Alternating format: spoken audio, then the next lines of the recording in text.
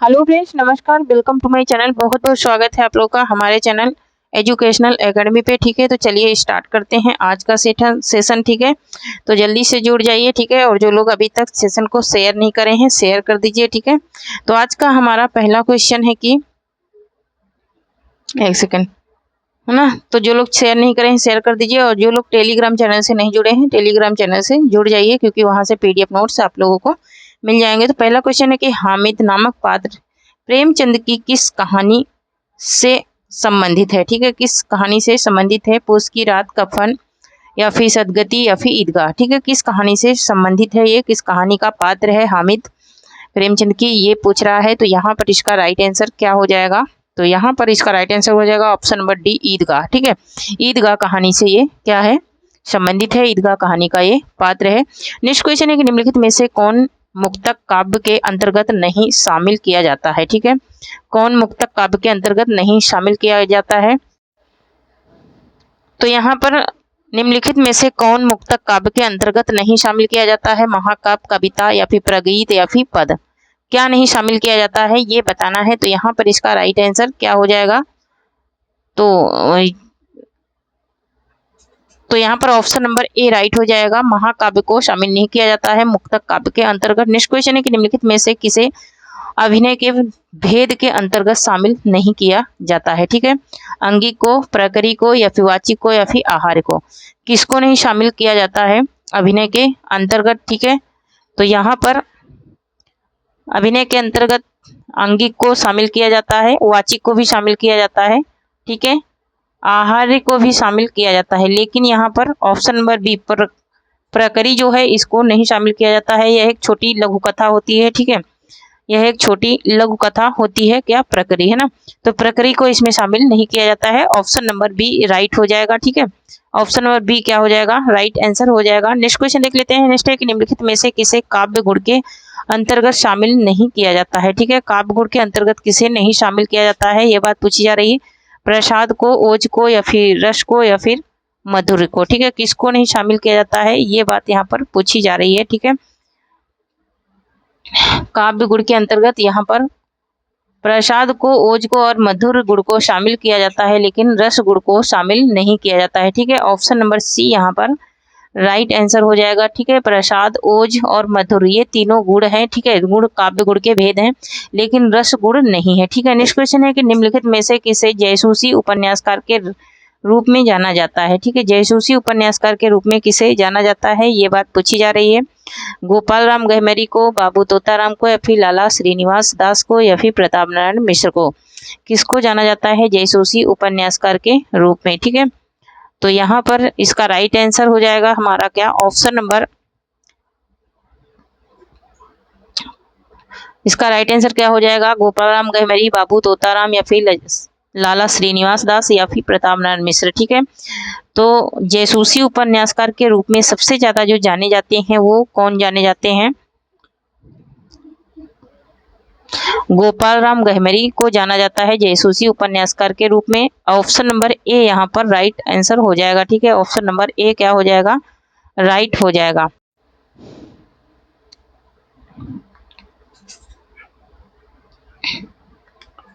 तो 1866 ईस्वी में इनका जन्म हुआ था। नेक्स्ट क्वेश्चन है कि वियोगी होगा पहला कवि, आह से उपजा होगा गान, उपयुक्त काव्य पंक्तियों के रचनाकार हैं। ठीक है, वियोगी होगा पहला कवि, आह से उपजा होगा गान, उपयुक्त काव्य पंक्तियों के रचनाकार कौन है? सुमित्रानंदन पंत, महादेवी वर्मा, या फिर निराला, या फिर प्रसाद।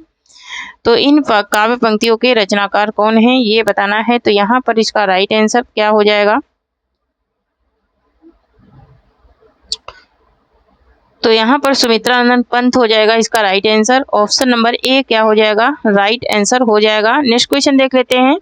नेक्स्ट है सुदामा चरित तथा विचारमाला काव्य के रचनाकार हैं। ठीक है, सुदामा चरित और तथा विचारमाला काव्य के रचनाकार कौन है? रसखान है, सूरदास है, कुंभन दास है, या फिर नरोत्तम दास है। ठीक है, तो यहाँ पर इसका राइट आंसर हो जाएगा ऑप्शन नंबर डी, नरोत्तम दास की रचनाएं हैं सुदामा चरित और विचारमाला। ठीक है, ये दोनों ही इनके क्या हैं? काव्य कृतियां हैं। ठीक है, नेक्स्ट क्वेश्चन है कि निम्नलिखित में से कौन रीतिकालीन कवि नहीं है? ठीक है, रीतिकालीन कवि कौन से नहीं है? विद्यापति, पजनेश या फिर बृंद या फिर चंदन। ठीक है, यहाँ पर रीतकालीन कवि पूछ रहा है तो रीतकालीन कवि इसमें से कौन से नहीं है ये पूछा जा रहा है। तो यहाँ पर इसका राइट आंसर क्या हो जाएगा? ठीक है, तो यहाँ पर इसका राइट आंसर हो जाएगा हमारा क्या, ऑप्शन नंबर ए हो जाएगा। विद्यापति जो है ये रीतकालीन कवि नहीं है। ठीक है, ये रीतकालीन कवि नहीं है। ऑप्शन नंबर ए राइट हो जाएगा, विद्यापति। ठीक है,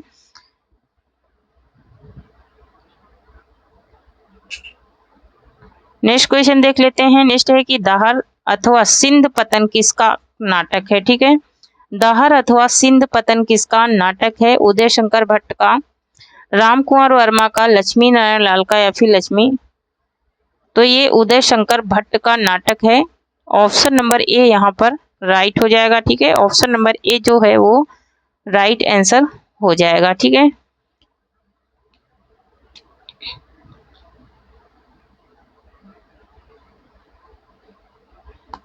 नेक्स्ट क्वेश्चन देख लेते हैं। नेक्स्ट है कि मिलिंद उपनाम निम्नलिखित में से किसका है? ठीक है, मिलिंद उपनाम किसका है? उदय शंकर भट्ट का, केदारनाथ मिश्र का, जगन्नाथ प्रसाद का या फिर जयशंकर प्रसाद का। ठीक है, किसका है ये नाटक? ठीक है, किसका ये नाम है? तो ये है जगन्नाथ प्रसाद का है। ठीक है, जगन्नाथ प्रसाद का है मिलिंद उपनाम। ठीक है, मिलिंद उपनाम से इनको ही जाना जाता है। ऑप्शन नंबर यहाँ पर सी राइट हो जाएगा। नेक्स्ट क्वेश्चन देख लेते हैं। डॉक्टर नागेंद्र आलोचक हैं। डॉक्टर नागेंद्र किस प्रकार के आलोचक हैं? सौष्ठवादी हैं या फिर रसवादी हैं या फिर प्रकृतिवादी हैं या फिर मार्क्सवादी हैं। ठीक है, तो यहाँ पर इसका राइट आंसर क्या हो जाएगा? यहाँ पर इसका राइट आंसर क्या हो जाएगा? डॉक्टर नागेंद्र किस प्रकार के आलोचक हैं, ये बात पूछी जा रही है। तो ये रसवादी आलोचक हैं। ठीक है, ये किस प्रकार के आलोचक हैं? तो ये रसवादी आलोचक हैं। नेक्स्ट क्वेश्चन देख लेते हैं। निम्नलिखित में रमेश चंद्र शाह की कौन सी रचना है? ठीक है, रमेश चंद्र शाह की रचना पूछ रहा है। रफ या फिर उकाव, हुलार या फिर फैचेक या फिर एडवाल। तो यहाँ पर इसका राइट आंसर क्या हो जाएगा? इनकी रचना कौन सी है रमेश चंद्र की? तो ये उकाओ हुलूर है। ठीक है, उकाओ हुलूर है इनकी रचना। नेक्स्ट क्वेश्चन देख लेते हैं। नेक्स्ट क्वेश्चन है समीक्षा के क्षेत्र में हजारी प्रसाद द्विवेदी का आगमन कब हुआ? ठीक है, समीक्षा के क्षेत्र में पूछ रहा है। हजारी प्रसाद द्विवेदी का आगमन हुआ था 1930 ईस्वी में। ऑप्शन नंबर यहाँ पर बी राइट हो जाएगा। ठीक है, क्या हो जाएगा? ऑप्शन नंबर बी राइट हो जाएगा। 1930 ईस्वी में हुआ था इनका आगमन समीक्षा के क्षेत्र में हजारी प्रसाद द्विवेदी का। नेक्स्ट क्वेश्चन है कि काव्य में अभिव्यंजनावाद कृति के लेखक कौन है? ठीक है, काव्य में अभिव्यंजनावाद कृति के लेखक कौन है? लक्ष्मी नारायण, सुधांशु या फिर यहाँ पर रामचंद्र शुक्ल हो जाएगा। कौन है? रामचंद्र शुक्ल हैं। ठीक है, 1935 की रचना है। नेक्स्ट क्वेश्चन देख लेते हैं। तो ये 1935 की रचना है, रामचंद्र शुक्ल इसके लेखक हैं। नेक्स्ट क्वेश्चन है कि जिंदगी मुस्काई के रचनाकार हैं। ठीक है, जिंदगी मुस्काई के रचनाकार हैं Kanhaiya Lal Mishra, Prabhakar. Option number C right हो जाएगा। नेक्स्ट क्वेश्चन है कि खेत कौतुकम किसकी रचना है? ठीक है, तो खेत कौतुकम जो है ये रहीम दास की रचना है। ठीक है, ऑप्शन नंबर यहाँ पर एक सेकेंड, खेत कौतुकम ये रहीम दास की रचना है और ऑप्शन नंबर ए राइट हो जाएगा। नेक्स्ट क्वेश्चन देख लेते हैं। रामचंद्रिका का रचना समय है। ठीक है, रामचंद्रिका का रचना समय क्या है? तो यहाँ पर इसका राइट आंसर क्या हो जाएगा? रामचंद्रिका का रचना समय पूछ रहा है तो रामचंद्रिका का रचना काल जो है वो क्या हो जाएगा? 1601 ईस्वी है। ठीक है, रामचंद्रिका की रचना 1601 ईस्वी में हुई थी। ठीक है, ऑप्शन नंबर बी यहाँ पर राइट हो जाएगा, 1601 ईस्वी। ठीक है, नेक्स्ट क्वेश्चन है भूत के पांव पीछे किसकी व्यंग रचना है? ठीक है, भूत के पांव पीछे किसकी व्यंग रचना है? रविंद्र त्यागी की, हरिशंकर परसाई की, शरद जोशी की या फिर केपी सक्सेना की। तो यहाँ पर इसका राइट आंसर क्या हो जाएगा? भूत के पांव। ठीक है, भूत के पांव ये हरिशंकर परसाई की रचना है। ऑप्शन नंबर बी राइट हो जाएगा। नेक्स्ट क्वेश्चन है कि तुलसीदास चंदन घिसे। ठीक है, तुलसीदास चंदन घिसे के लेखक कौन है? ठीक है, विद्यानिवास मिश्र, हरिशंकर परसाई या फिर कुबेरनाथ राय या फिर इनमें से कोई नहीं। तो यहाँ पर तुलसीदास चंदन घिसे ये हरिशंकर परिसाई की रचना है। ठीक है, क्या है? हरिशंकर परिसाई की रचना है। नेक्स्ट क्वेश्चन देख लेते हैं, एक सेकंड। तो यहाँ पर नेक्स्ट क्वेश्चन है हमारा कि चीड़ों पर चांदनी, अकाल पुरुष गांधी शीर्षक से महात्मा गांधी के जीवन के माध्यम से नए धर्म की अवधारणा को किस साहित्यकार ने साकार किया है? ठीक है, किस साहित्यकार ने स्वीकार किया है? ये चीड़ों पर चांदनी ये यात्रा वृतांत है। ठीक है, तो यहाँ पर जैनेन्द्र कुमार ने, किसने? जैनेन्द्र कुमार ने साकार किया है। ऑप्शन नंबर यहाँ पर डी राइट हो जाएगा। 1968 ईस्वी है इसका। ठीक है, यहाँ पर चीड़ों पर चांदनी किस विधा की रचना? तो यह एक यात्रा वृतांत है, 1964 की रचना है। ठीक है, 1964। ठीक है, नेक्स्ट देख लेते हैं। नेक्स्ट है कि हिंदी का प्रथम ऐतिहासिक उपन्यास है। ठीक है, प्रथम ऐतिहासिक उपन्यास क्या है? झांसी की रानी, नूरजहां, हृदय हरणी या फिर सम्राट अशोक। तो यहाँ पर हिंदी का प्रथम ऐतिहासिक उपन्यास जो है वो है हृदय हरणी। ठीक है, ऑप्शन नंबर यहाँ पर सी राइट हो जाएगा। ठीक है, ऑप्शन नंबर सी 1904 में। ठीक है, नेक्स्ट क्वेश्चन है देवकी नंदन खत्री, एक सेकेंड। देवकी नंदन खत्री जी के उपन्यास चंद्रकांता को हिंदी का प्रथम उपन्यास किसने माना है? ठीक है, आचार्य रामचंद्र शुक्ल ने, हजारी प्रसाद द्विवेदी ने, डॉक्टर नामवर सिंह ने या फिर डॉक्टर श्री कृष्ण लाल ने। ठीक है, किसने माना है इसे हिंदी का प्रथम उपन्यास चंद्रकांता को? ठीक है, तो चंद्रकांता को प्रथम उपन्यास डॉक्टर श्री कृष्ण लाल ने माना है। ऑप्शन नंबर डी राइट हो जाएगा। ठीक है, नेक्स्ट क्वेश्चन है कि चतुरी चमार उपन्यास है। चतुरी चमार ये किसका उपन्यास है? प्रेमचंद का, निराला का, भगवती चरण वर्मा का या फिर जैनेन्द्र का है? ठीक है, तो यहाँ पर जो चतुरी चमार उपन्यास है ये किसका है, ये बात पूछी जा रही है। तो यहाँ पर इसका राइट आंसर क्या हो जाएगा? ऑप्शन नंबर बी हो जाएगा, निराला की रचना है चतुरी चमार। ठीक है, किसकी रचना है? तो ये निराला की रचना है चतुरी चमार। ठीक है, और मोस्ट इंपोर्टेंट ये क्वेश्चन है। ठीक है, नेक्स्ट क्वेश्चन देख लेते हैं।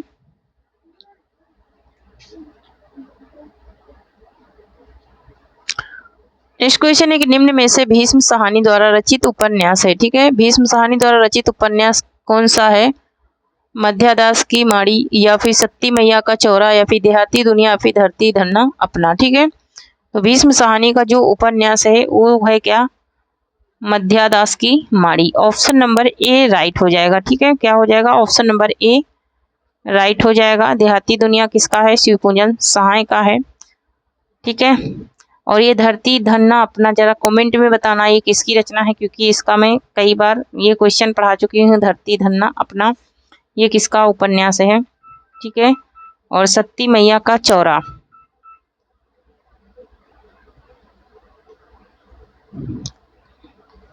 नेक्स्ट क्वेश्चन है दुलाई वाली किस विधा की रचना है? नेक्स्ट है कि दुलाई वाली किस विधा की रचना है? तो ये कहानी विधा की रचना है। ऑप्शन नंबर ए यहाँ पर राइट आंसर हो जाएगा। नेक्स्ट क्वेश्चन है कि प्रसाद की गुंडा कहानी में इतिहास के किस युग का चित्रण है? ठीक है, इतिहास के किस युग का चित्रण किया गया है गुंडा कहानी में? तो यहाँ पर इसका राइट आंसर क्या हो जाएगा? गुंडा कहानी में किस युग का चित्रण किया गया है, ये बात पूछी जा रही। ठीक है, प्रसाद की गुंडा कहानी में किस युग का चित्रण किया गया है? ठीक है, तो यहाँ पर सल्तनत युग का या फिर मुगल शासकों का या फिर विक्टोरिया का। तो यहाँ पर ईस्ट इंडिया कंपनी का समय जो है वो इसमें इस युग का क्या किया गया है? वर्णन किया गया है गुंडा कहानी में। ठीक है, गुंडा कहानी में इसका चित्रण किया गया है। ठीक है, क्योंकि उस समय जब ईस्ट इंडिया कंपनी चालू हुई थी तो अंग्रेजों की बहुत सारी वो थी, ठीक है, मांगे थी और वो बहुत सारी उसमें अड़े हुए थे। नेक्स्ट क्वेश्चन है कि हिंदी में समस्या नाटकों के प्रवर्तक का श्रेय किसको जाता है? ठीक है, समस्या नाटकों के प्रवर्तन का श्रेय किसको जाता है ये पूछ रहा है। तो यहाँ पर लक्ष्मी नारायण मिश्र को जाता है समस्या नाटकों के प्रवर्तन का श्रेय। ऑप्शन नंबर ए यहाँ पर राइट आंसर हो जाएगा। नेक्स्ट क्वेश्चन देख लेते हैं।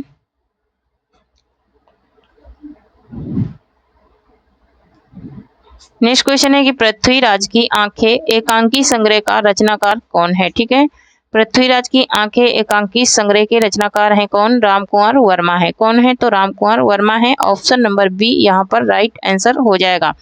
नेक्स्ट क्वेश्चन है कि निम्न में से कौन सा नाटक मोहन राकेश का नहीं है। ठीक है, लहरों के राजहंस, आषाढ़ का एक दिन, तांबे के कीड़े या फिर आधे अधूरे। तो तांबे के कीड़े इनका नहीं है। ऑप्शन नंबर सी राइट हो जाएगा। नेक्स्ट है कि कोकसार किसकी रचना है। कोकसार जो है वो किसकी रचना है? घनानंद, बोधा, ठाकुर या फिर आलम की। तो यहाँ पर इसका राइट आंसर क्या हो जाएगा? कोकसार की बात हो रही है, ये रचना की बात हो रही है, तो ये किसकी रचना है? घनानंद की रचना है। ऑप्शन नंबर ए राइट हो जाएगा। नेक्स्ट क्वेश्चन है कि इनमें से किस कवि की प्रेमिका का नाम सुजान था। ठीक है, रसखान, बिहारी या फिर घनानंद या फिर आलम। तो यहाँ पर जो सुजान प्रेमिका थी वो थी किसकी? यहाँ पर ऑप्शन नंबर सी राइट हो जाएगा। ठीक है, ऑप्शन नंबर क्या राइट हो जाएगा? एक सेकेंड।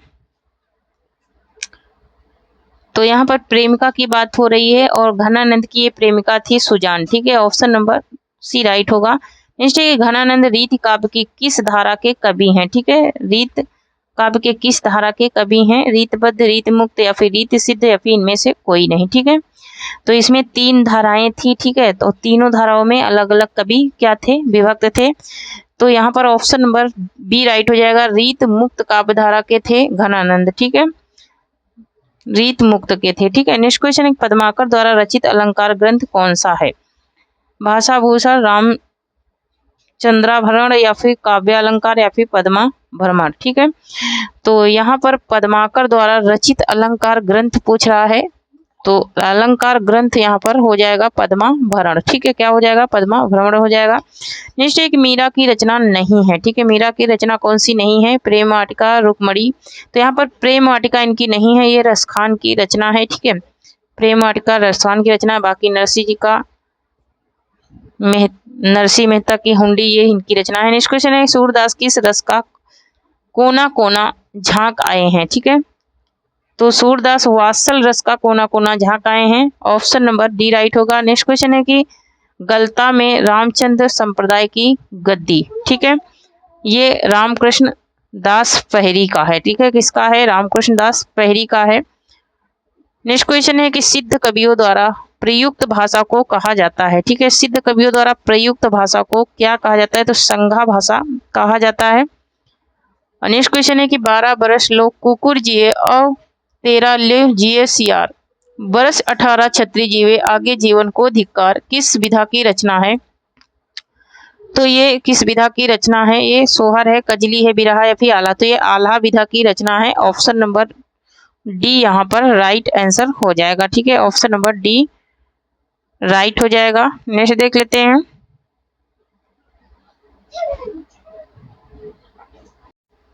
नेक्स्ट क्वेश्चन है कि वीर गाथा रासो काव्यों में निम्नलिखित में से किस विषय का वर्णन नहीं है? ठीक है, किस विषय का वर्णन नहीं है? आश्रयदाताओं का अति रंजनापूर्ण वर्णन या फिर इतिहास और कल्पना का अस्तित्व। यहाँ पर कृष्ण लीला का प्रतिपादन, ये इसमें इसका वर्णन नहीं किया गया है कृष्ण लीला का। ऑप्शन नंबर सी राइट हो जाएगा। नेक्स्ट क्वेश्चन है बघेली हिंदी के किस उपभाषा वर्ग की बोली है? ठीक है, बघेली हिंदी जो है वो किस भाषा की है ये पूछ रहा है। तो बघेली हिंदी जो है वो पूर्वी हिंदी की बोली है। ठीक है, पूर्वी हिंदी उपभाषा की बोली है। ऑप्शन नंबर यहाँ पर ए राइट हो जाएगा। ठीक है, ऑप्शन नंबर ए राइट हो जाएगा। ठीक है, अवधी बघेली छत्तीसगढ़ी इसके अंतर्गत आती है। नेक्स्ट क्वेश्चन है संघ की राजभाषा हिंदी और लिपि देवनागरी होगी, यह संविधान के किस अनुच्छेद में वर्णित है? तो ये संविधान के किस अनुच्छेद में वर्णित है ये बात पूछी जा रही है। 343, 344, 300 बताए थे, यहाँ पर 343 में ये वर्णित है। ऑप्शन नंबर ए राइट होगा। नेक्स्ट है लिपि की आवश्यकता होती है। ठीक है, लिपि की आवश्यकता कब होती है ये बात पूछी जा रही है। तो भाषा लिखने में लिपि की आवश्यकता होती है। मगही किस राज्य की बोली है? ठीक है, मगही जो है वो किस राज्य की बोली है? तो बिहार की बोली है। ऑप्शन नंबर डी राइट होगा। नेक्स्ट क्वेश्चन है पूर्वी हिंदी क्षेत्र में कौन सी बोली नहीं बोली जाती है? तो पूर्वी हिंदी क्षेत्र में छत्तीसगढ़ी, बघेली और जयपुरी। यहाँ पर जयपुरी नहीं बोली जाती है, छत्तीसगढ़ी, अवधी और बघेली बोली जाती है। नेक्स्ट क्वेश्चन है मलिक मोहम्मद जैसी ने किस भाषा का सरल और साधारण रूप अपनाया? ठीक है, तो इन्होंने मलिक मोहम्मद जैसी ने अवधी भाषा का सरल और साधारण रूप अपनाया था। नेक्स्ट क्वेश्चन है कि कनौजी हिंदी की किस भाषा की एक बोली है। ठीक है, कनौजी हिंदी किस भाषा की एक बोली है। तो कनौजी हिंदी जो है वो पश्चिमी हिंदी की उपभाषा है। ठीक है, पश्चिमी हिंदी की उपभाषा है। ऑप्शन नंबर बी राइट होगा। नेक्स्ट क्वेश्चन है ग्वालियर की बोली है। ठीक है, ग्वालियर में कौन सी बोली बोली जाती है। बुंदेली, ब्रजभाषा, खड़ी बोली या फिर कनौजी। तो ग्वालियर में जो भाषा बोली जाती है वो कौन सी है ये बताना है। तो यहाँ पर इसका ऑप्शन नंबर ए राइट हो जाएगा। बुंदेली बोली जाती है ग्वालियर में। ठीक है, ग्वालियर के क्षेत्र में क्या बोला जाता है, बुंदेली भाषा बोली जाती है। ठीक है, नेक्स्ट क्वेश्चन देख लेते हैं। नेक्स्ट है हिंदी की मूल उत्पत्ति किससे मानी जाती है। ठीक है, हिंदी की जो मूल उत्पत्ति है वो किससे मानी जाती है। मागधी अपभ्रंश से, अर्ध मागधी अपभ्रंश से, खस अपभ्रंश से या फिर सौर सैनी से। तो ये सौर सैनी से मानी जाती है। नेक्स्ट क्वेश्चन है बांगरू किस उपभाषा वर्ग की बोली है। ठीक है, बांगरू की बात हो रही है तो बांगरू किस उपभाषा वर्ग की बोली है। ये पश्चिमी हिंदी की बोली है। नेक्स्ट क्वेश्चन है हथौड़ी बोली है। ठीक है, हथौड़ी बोली कहाँ बोली जाती है ये बात पूछी जा रही है, कहाँ की बोली है हथौड़ी। ठीक है, हथौड़ी पूर्वी राजस्थान की बोली है। ठीक है, कहाँ की बोली है तो पूर्वी राजस्थान की बोली है। नेक्स्ट क्वेश्चन है कि मगही किस उपभाषा की बोली है। ठीक है, तो मगही जो है वो बिहारी हिंदी की बोली है। ऑप्शन नंबर डी राइट हो जाएगा। नेक्स्ट क्वेश्चन है कि अंतर्वेदी का संबंध है। अंतर्वेदी का जो संबंध है वो किससे है ये बात पूछी जा रही है। तो ये ब्रज भाषा से है। ऑप्शन नंबर ए यहाँ पर राइट आंसर हो जाएगा। ठीक है, ऑप्शन नंबर ए क्या हो जाएगा, राइट आंसर हो जाएगा। नेक्स्ट क्वेश्चन देख लेते हैं, एक सेकंड। नेक्स्ट है कि मधुशाला का प्रकाशन वर्ष है। ठीक है, मधुशाला का प्रकाशन वर्ष क्या है ये बात पूछी जा रही है। तो मधुशाला ये हरिवंश राय बच्चन की रचना है। 1935 ईस्वी इसका क्या है रचना काल है। नेक्स्ट क्वेश्चन है कि खड़ी बोली का प्रथम महाकाव्य है। ठीक है, खड़ी बोली का प्रथम महाकाव्य कौन सा है। साकेत, परिप्रवास, कमायनी या फिर लोक आयतन। ठीक है, तो खड़ी बोली का पूछ रहा है तो खड़ी बोली में परिप्रवास आ जाएगा। ऑप्शन नंबर यहाँ पर बी राइट हो जाएगा। ठीक है, परिप्रवास ये किसकी रचना है तो ये हरिओद की रचना है। ठीक है, नेक्स्ट क्वेश्चन देख लेते हैं, है ना, परिप्रवास की बात हुई है। नेक्स्ट एक निम्नलिखित में से कौन सी रचना जीवनी नहीं है। ठीक है, कलम का मजदूर, कलम का सिपाही, मेरी पत्नी और भेड़िया या फिर प्रेमचंद घर में। तो यहाँ पर कलम का मजदूर ये तो है मदन का लिखा हुआ है, मदन प्रेमचंद के बेटे का, प्रेमचंद घर में ये भी है और कलम का सिपाही भी है। ठीक है, तो यहाँ पर मेरी पत्नी और भेड़िया ये नहीं है। नेक्स्ट क्वेश्चन है तुलसीदास ने रामचरितमानस के किस कांड में कलयुग का वर्णन किया है। ठीक है, कौन से कांड में कलयुग का वर्णन किया है तुलसीदास ने तो उत्तर कांड में इन्होंने कलयुग का वर्णन किया है। नेक्स्ट क्वेश्चन देख लेते हैं, निम्नलिखित में से वर्तनी की दृष्टि से अशुद्ध शब्द का चयन कीजिए। ठीक है, तो यहाँ पर अशुद्ध शब्द कौन सा लिखा है तो यानी जो लिखा है ये अशुद्ध लिखा हुआ है, यानी इस प्रकार से लिखा जाता है। नेक्स्ट क्वेश्चन निम्नलिखित में से किस वाक्य में अकर्मक क्रिया है। पानी बरस रहा, मैं गेहूं पिसवाता हूँ, श्याम निबंध लिखता है और राम मोहन को रुला रहा है। तो यहाँ पर अकर्मक क्रिया की बात हो रही है ना कि सकर्मक क्रिया की। तो यहाँ पर अकर्मक क्रिया के कई वाक्य हैं।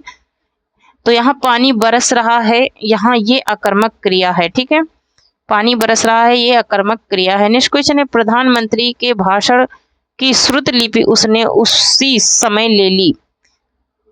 अब यहाँ पर श्रुत लिपि जो है वो कौन सा सही है तो यहाँ पर ऑप्शन नंबर बी जो है वो सही है। ठीक है, श्रुत लिपि यही क्या हो जाएगा, सही हो जाएगा। नेक्स्ट देख लेते हैं। ठीक है, यहाँ पर सही पूछा है।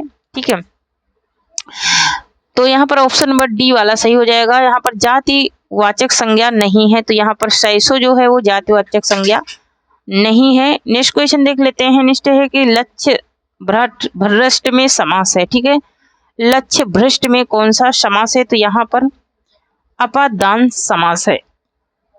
निम्न में से विशेषण शब्द है। ठीक है, विशेषण शब्द किसमें है तो उचित क्या है ये विशेषण है। नेक्स्ट क्वेश्चन देख लेते हैं। नेक्स्ट क्वेश्चन है हमारा कि तुलसी कृत में कौन सा समास है ना, तुलसी कृत है ना। तो यहाँ पर तुलसी कृत में तत्पुरुष समास हो जाएगा, तुलसी से कृत। नेक्स्ट क्वेश्चन है यचोचित का सही संधि विच्छेद होगा, यचोचित का सही संधि विच्छेद हो जाएगा यथाधन उचित। नेक्स्ट क्वेश्चन है महारिष का सही संधि विच्छेद होगा। ठीक है, तो महाधन ऋषि हो जाएगा, दीर्घ स्वर संधि है ये। ठीक है, कौन सी संधि है? तो नेक्स्ट क्वेश्चन है कि अनुलोम शब्द का विलोम है। ठीक है, अनुलोम का क्या हो जाएगा? विलोम। ठीक है, तो अनुलोम का प्रतिलोम हो जाएगा। नेक्स्ट क्वेश्चन है कि जेते तुम तारे तेते नभ में ना सारे हैं। इस काव्य पंक्ति में दिए गए विकल्पों में से सही अलंकार का चयन कीजिए। ठीक है, तो यहाँ पर यमक अलंकार है क्योंकि एक ही शब्द दो बार आया है और दोनों के क्या निकल रहे हैं? अलग अलग निकल रहे हैं शब्द, है ना, अलग अलग अर्थ निकल रहे हैं। ऑप्शन नंबर सी यहाँ पर राइट हो जाएगा। नेक्स्ट क्वेश्चन देख लेते हैं।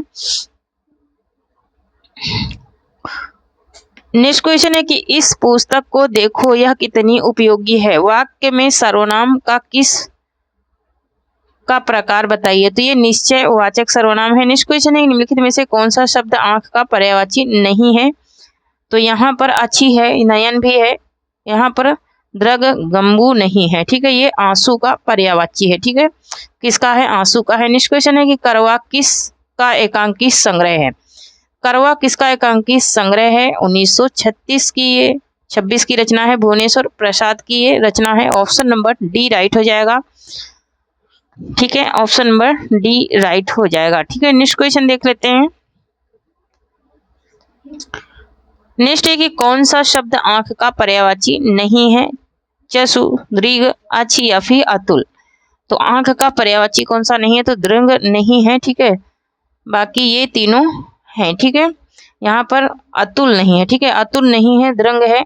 ठीक है, चसु है। यहाँ पर इकारांत संज्ञा शब्दों को बहुवचन बनाते समय क्या किया जाता है? ठीक है, जो इकारांत संज्ञा शब्द होते हैं उनका बहुवचन बनाने में किस प्रकार से बहुवचन बनता है, ये बात पूछी जा रही है। तो यहाँ पर अंतिम स्वर के बाद या लगा देते हैं या फिर अंतिम स्वर को हटा कर या लगा देते हैं, फिर ई को स्वर करके अंतिम स्वर के बाद या लगा देते हैं, फिर ई को ह्रस्व करके अंतिम स्वर के बाद ओ लगा देते हैं। ठीक है, तो यहाँ पर ये किस प्रकार से बनाते हैं? तो ई को ह्रस्व करके अंतिम स्वर के बाद या लगा देते हैं। ठीक है, तो यहाँ पर जैसे हो गया नारियां, है ना, तो नारियां, है ना, नारी का क्या बन जाता है? नारियां। नेक्स्ट क्वेश्चन है कि निगुण शब्द में उपसर्ग है। ठीक है, निगुण शब्द में निर उपसर्ग लगा हुआ है। नेक्स्ट क्वेश्चन देख लेते हैं। हम जो कुछ देख रहे हैं सुंदर है, सत्य नहीं। यह दृश्य जगत भ्रसित है, बिना कर्म शिव सत्य नहीं है। उपयुक्त काव्य पंक्तियों में निम्नलिखित में से कौन सा छंद है? ठीक है, इसमें कौन सा छंद है इन पंक्तियों में, ये बात पूछी जा रही है। तो यहाँ पर 14 मात्राओं की यति से 28 मात्राओं वाला मात्रिक छंद, 10 वर्णों की। तो यहाँ पर देखिए 14 मात्राओं की यति से 28 मात्राओं वाला वर्णिक छंद। नेक्स्ट क्वेश्चन है कि कच्छ का अर्थ है। ठीक है, कच्छ का अर्थ क्या हो जाएगा? ठीक है, कच्छ का अर्थ क्या हो जाएगा? तो कमरा और कांक हो जाएगा कच्छ का अर्थ। नेक्स्ट क्वेश्चन है कि दोहा के प्रथम चरण में कितनी मात्राएं होती हैं? ठीक है, प्रथम चरण में इसके 13 मात्राएं होती हैं। ऑप्शन नंबर सी राइट हो जाएगा। नेक्स्ट क्वेश्चन है निम्नलिखित में से कौन सा भाववाच्य का उदाहरण है? ठीक है, भाववाच्य का उदाहरण कौन सा है? तो यहाँ पर धूप में चला नहीं जाता, ये भाववाच्य का उदाहरण है। नेता का स्त्रीलिंग रूप दिए गए विकल्पों में से कौन सा हो जाएगा? तो नेत्री हो जाएगा। तो थैंक यू फ्रेंड्स।